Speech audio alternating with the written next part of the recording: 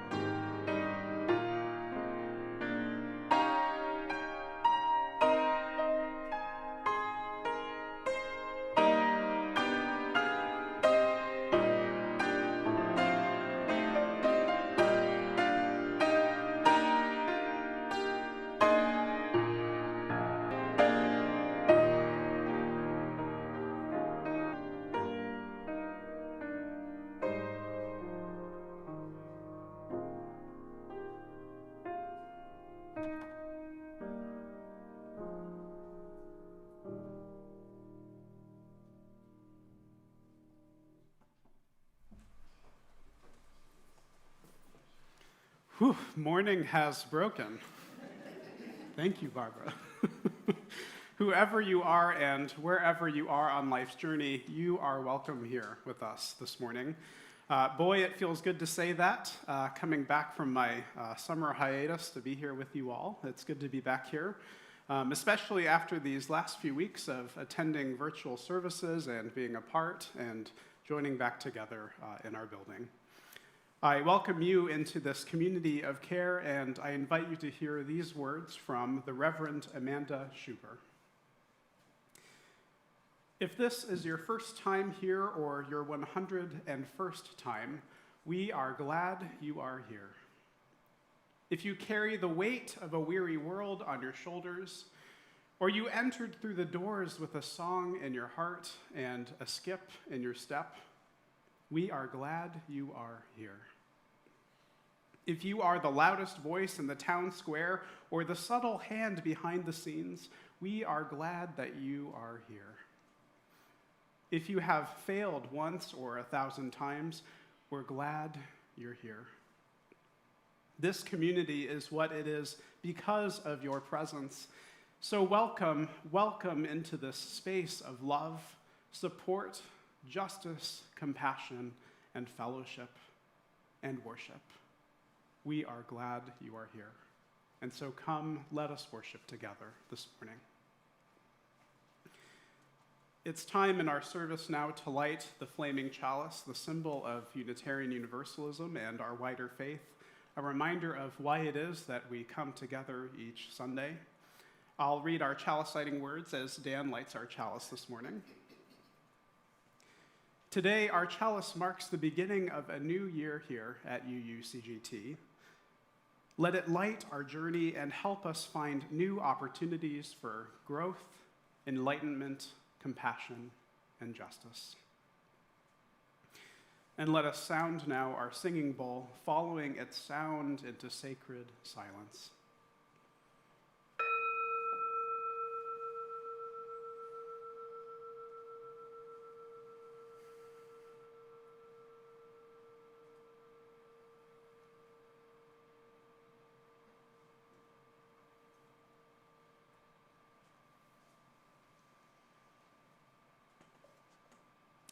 Let us join now in singing our opening hymn.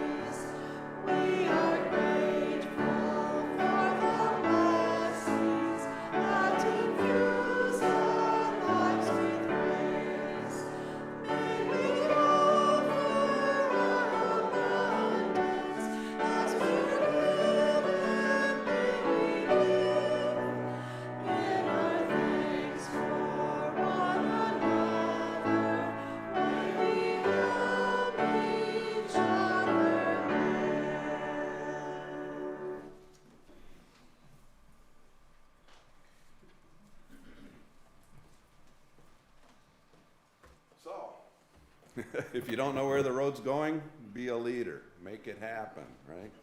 Last year, the road told us, fix the darn road. And we did.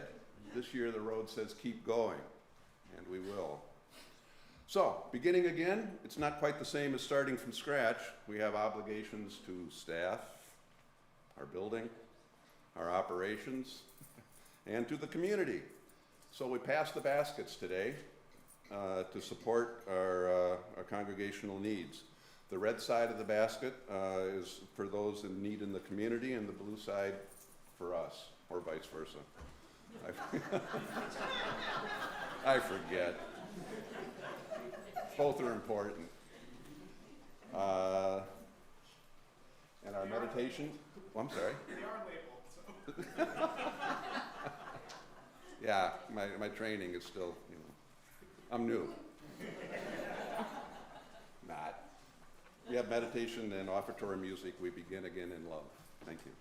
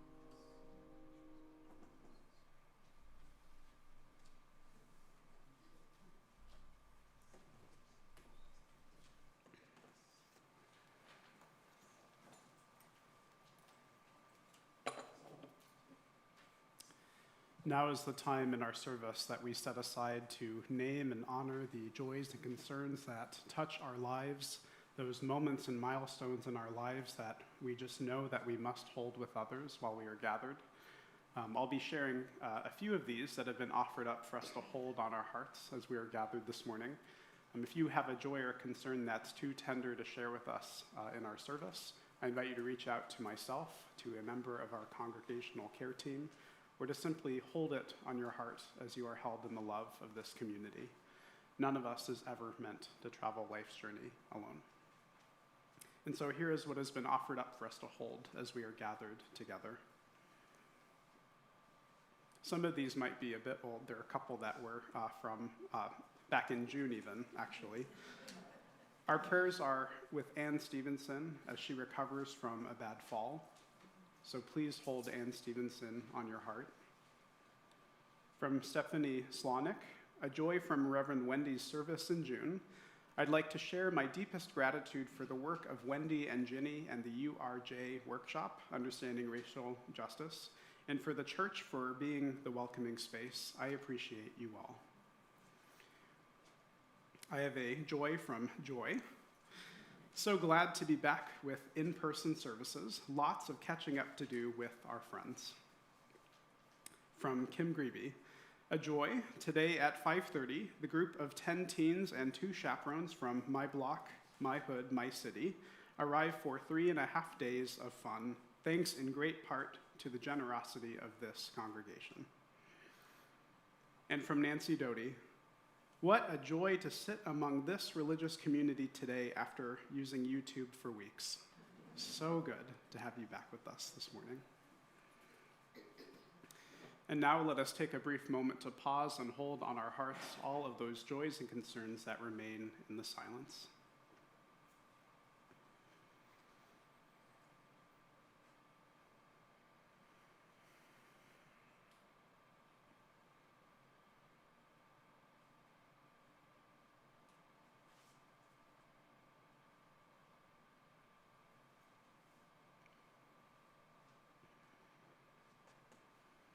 And in this moment of stillness and silence, will you join me in a spirit of meditation and prayer? As we draw near to one another and taking a couple of deep breaths together. Taking a deep breath in and out. One last big deep breath in and out.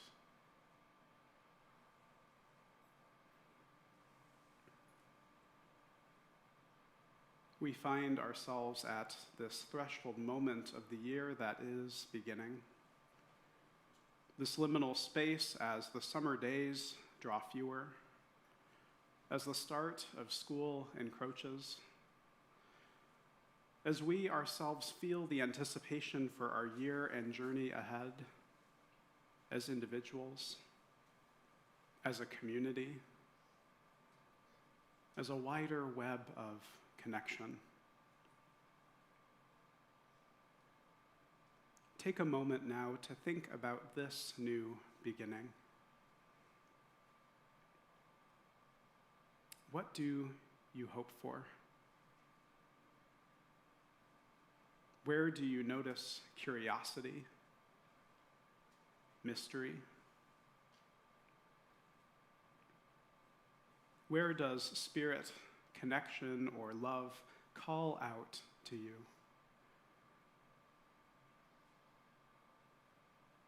Find the answer to these questions that is only yours.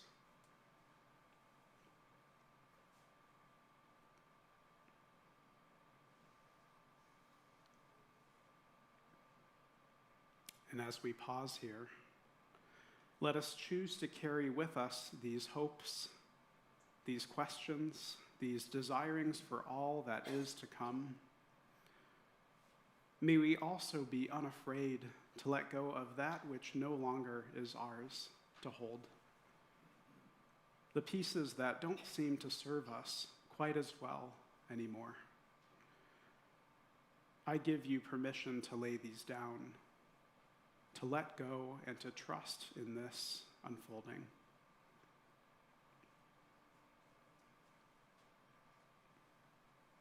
May we be made ready for this opportunity of this new beginning.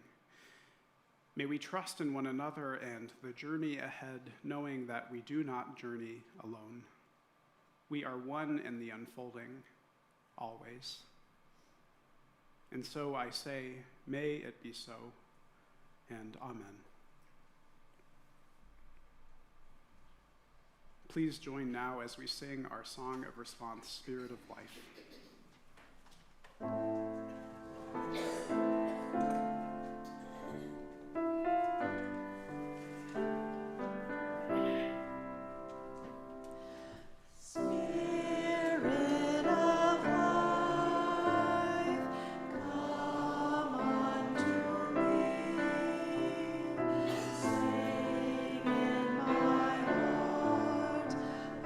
stirrings of the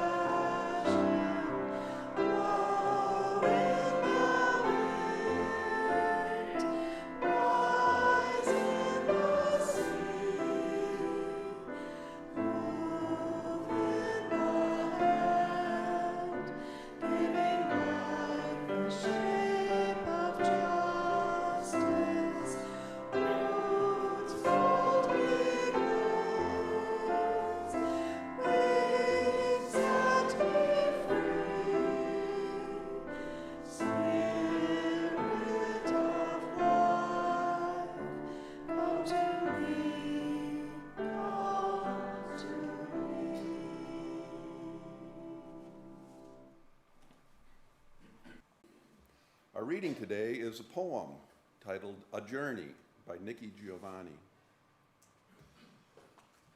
It's a journey that I propose. I am not the guide nor technical assistant. I will be your fellow passenger. Though the rail has been ridden, winter clouds cover autumn's exuberant quilt, we must provide our own guideposts. I have heard from previous visitors, the road washes out sometimes, and passengers are compelled to continue groping or turn back. I am not afraid. I am not afraid of rough spots or lonely times. I don't fear the success of this endeavor in a space not to be discovered, but invented. I promise you nothing. I accept your promise of the same. We are simply riding a wave that may carry or crash. It's a journey, and I want to go.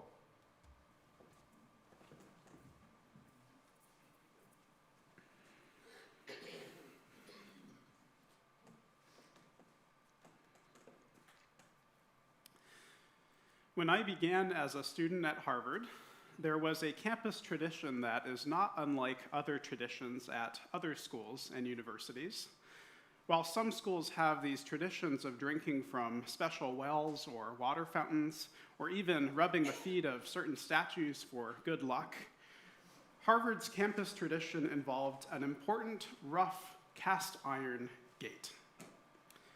That is, it was good luck for us students to walk through this special gate onto Harvard Yard the very first day we arrive on campus, and a second final time after we graduate. To pass through the gate at any other time in between was rumored to be taboo, bad luck even. But the reality was that many students came and went through this iron gate and through Harvard Yard all the time, myself included. Admittedly, this tradition is mostly geared toward undergraduates who are at the college, though us grad students and those of us at the Divinity School also knew of this tradition well. And I remember walking through the gate to Harvard Yard that very first time, feeling like I was at the threshold moment of a major beginning. That is, I knew that this threshold of change would be important, that who I was walking through this gate wouldn't be the same person walking out. That there were major transformations and changes happening to me as I started my time in Divinity School on the pathway toward becoming your minister. And I started seeing this gate while I walked through the campus as an ongoing symbol, an ongoing reminder of how each moment walking through this gate was a chance to think about who I was still becoming. How even when it became routine to walk through the gate and onto the yard throughout the week, it was a reminder for me to pay attention for new beginnings, even in my ordinary and everyday life. And while I'm now quite geographically a bit of a ways from that yard and that cast iron gate, I find myself thinking about the threshold of this new beginning that we share together. This moment of anticipation as we think about the upcoming congregational year right in front of us. This Sunday, as we return to worshiping together in person in our building, as we arrive back from our summers, we're asking ourselves about the spiritual opportunity of a new beginning. How new beginnings themselves hold great opportunity for thinking about who it is that we've been and envisioning who it is we are yet becoming. 2 days away from this Sunday, on August 15th, marks the 3rd year anniversary of my first service with you as your minister. Time flies when we're having fun, am I right? Indeed, I am a different person from that 25-year-old who first walked through the threshold of this building 2 years ago. Gratefully, those differences don't include any gray hairs just yet. In that same service, I invited us to imagine together the future of our ministry, thinking about the ministry that we wanted to share and cultivate together with all that lie ahead of us. Now, at this 3rd threshold moment of our new congregational year, I think it's time that we pause for a moment at this gate to wonder once again about this journey that we're on. How do we make the most of this opportunity? And what does this new beginning mean for us this year, just as it meant for us these past couple of years? Many have spoken to the liminality of new beginnings. The Irish poet, philosopher, and priest John O'Donoghue speaks to how new beginnings are quietly forming within us, waiting to emerge. In his words, in out-of-the-way places of the heart, where your thoughts never think to wander, this beginning has been waiting. For O'Donoghue, beginnings are defining moments of stepping onto new ground, watching how our fears of what is unknown are traded for the courage of delight, of realizing that there's a promise to a new beginning and that we can trust in its unfurling. Likewise, from our reading, the poet Nikki Giovanni speaks to the start of a grand journey. I have to admit, this poem resonated with me so much with what I felt as your new minister 3 Augusts ago. The feelings of not quite being the guide or technical assistant, though technology was certainly a part of our COVID-19 worship equation. The feeling of being a fellow passenger, a traveler on our journey of shared ministry together. As Giovanni writes, I have heard the road washes out sometimes.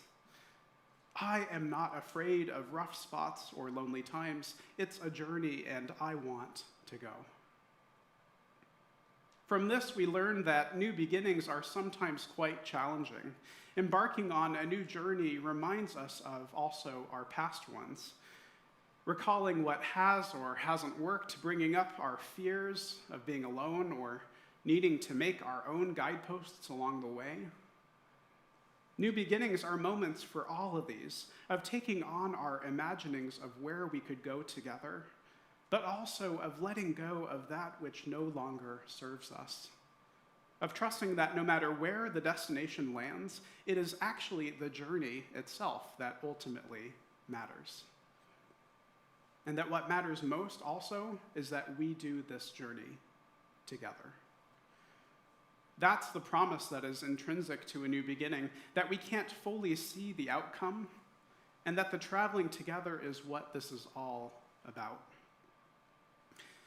I find myself thinking about what our many world traditions have to say about fresh starts and new beginnings. From our earth-centered traditions, including indigenous and pagan teachings, there's a deep significance to the sacred spiral. The spiral itself has long been a symbol in nature of growth, evolution, and expansion. You science-minded folks out there, I suspect a few, might appreciate that great many animals and plants develop in these spiral patterns, like pine cones and roses, mollusk shells, and even our very own human fingerprints themselves. Even DNA contains spirals with double helix shapes. The helix comes from the Greek word meaning spiral-shaped itself. So helix, spiral, that same theme. The spiral holds spiritual significance in these traditions of the interconnectedness of all things to the source and seed of all creation. How even with spiral-shaped galaxies of growing distance down to the microscopic embryos, the spiral reminds us that we are all a part of the universe's constant unfolding. A spiral requires a starting point at its center, as well as a continued rotation further and further away from this point, going out in a circular direction.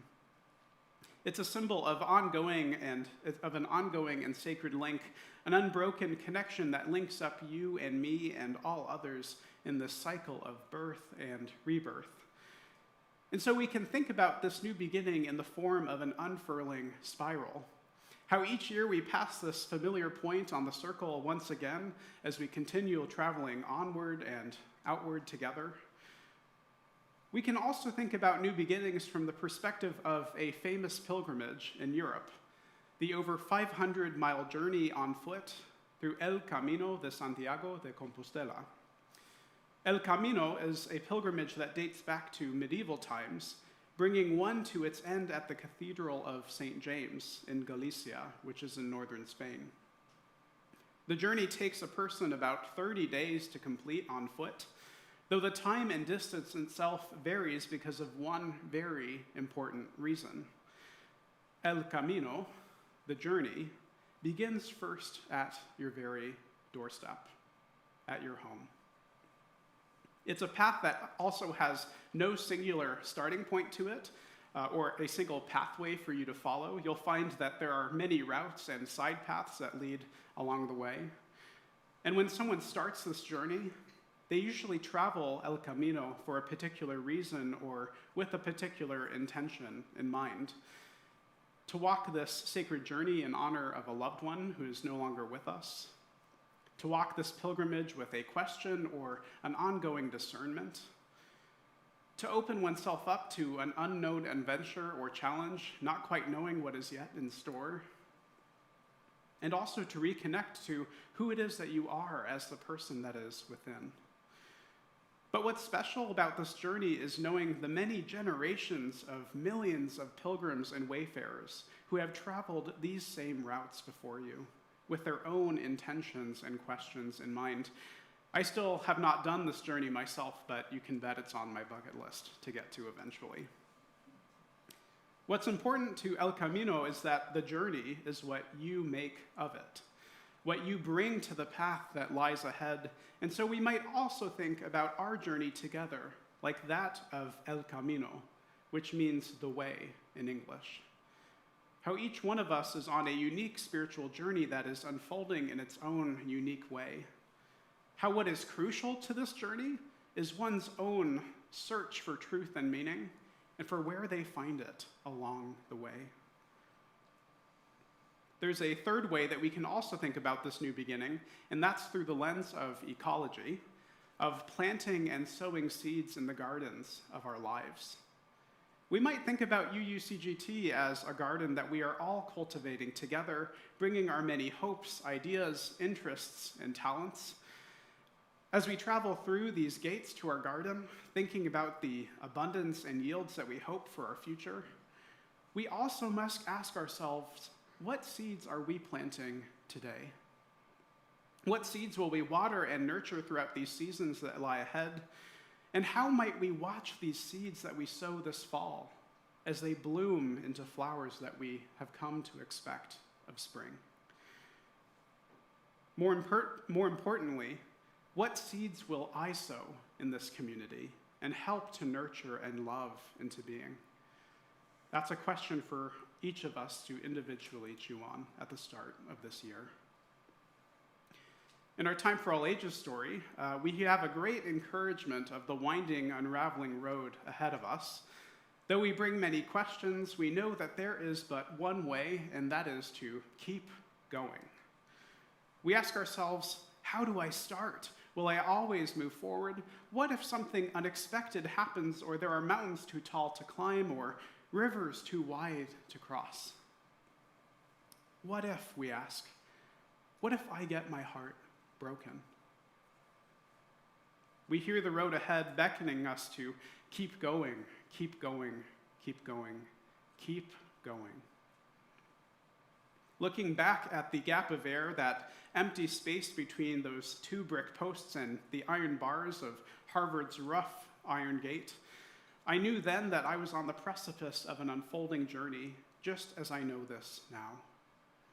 Friends, we too are yet at another gate, another threshold moment of this third year of this shared ministry and journey together. We don't need to be afraid of walking through this gate. We're traveling through this gate together.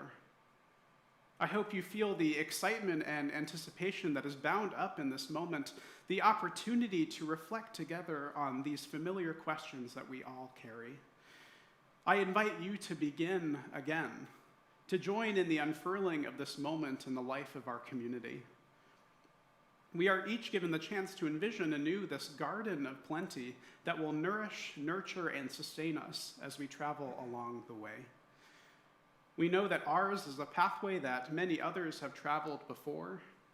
We know that it leads in unexpected and unpredictable ways, and yet the pathway seems to spiral around again from time to time. And each time we sow and we reap, and we sow and we reap for the future year ahead of us. How will we rise to meet this moment? And how will you rise? What will you plant in this garden for spring? To close, I echo Nikki Giovanni's poem, summing up the sentiment that a minister might feel for a congregation that is embarking on yet another new congregational year.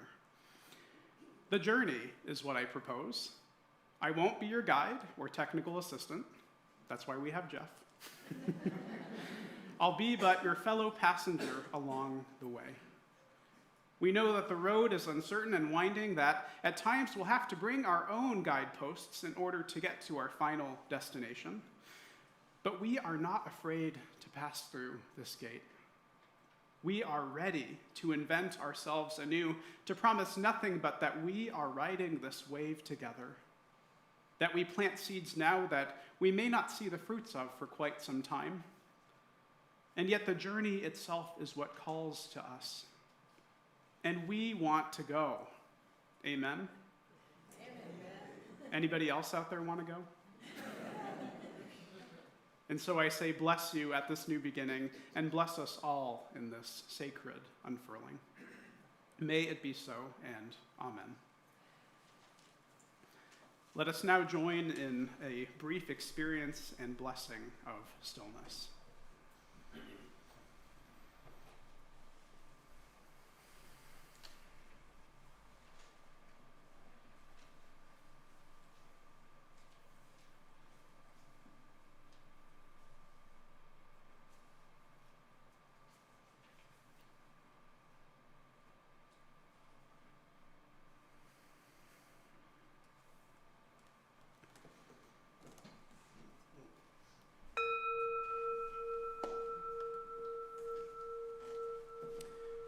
And let us now join in singing our closing hymn, number 299 in your gray hymnals, Make Channels for the Streams of Love. Please rise in body or in spirit as you're willing and able, and Anne-Marie will lead us in singing.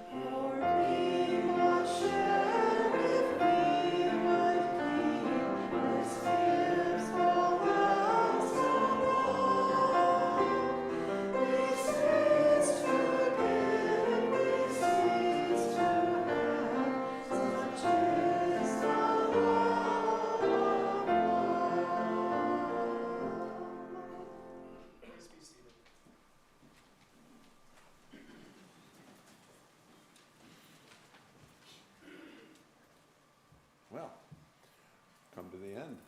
A little earlier than we expected, but that's okay. It gives us more time in the social hall. As I extinguish the flame,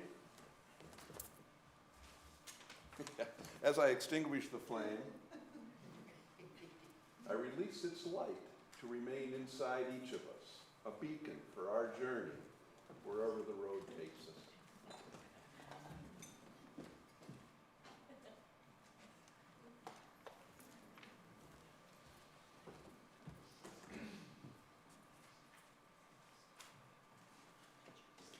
And so in the spirit of covenant, community, and commitment, and in the spirit of the opportunity of this new beginning, may we be made ready to serve one another and to create the world that we so desperately dream of. Go in peace all. May it be so, and amen. I have a couple of really brief announcements to make, both of which are really exciting. First is to say that the music committee is giving away some musical supplies, toys, and instruments and little things that You'll find in the little hallway down the hall there, where the artway, I think is what we sometimes call it. So feel free to check those things out and see if something calls out to you to take with you or give to a new home. It won't be here for long before we take them all over to donate them, so please check them out. And then also, I want to just make a shout out for the wonderful bookshelf quilt that is hanging out in our social hall. So as you're out there sipping your coffee, feel free to walk up to that and look. Nan Worthington put very much work, along with all the other quilters, into making this. This was her whole dream and idea, to invite members of the congregation to submit book titles that were most important to them, most meaningful to them. And so they've put all of the different book titles that have been submitted onto little books that are on the bookshelf. But there's also an added surprise that I will not tell you about. You're going to have to go check it out for yourself and see what lies in wait. So anyway, go in peace all and grow in love. Happy Sunday, and it's good to be back together.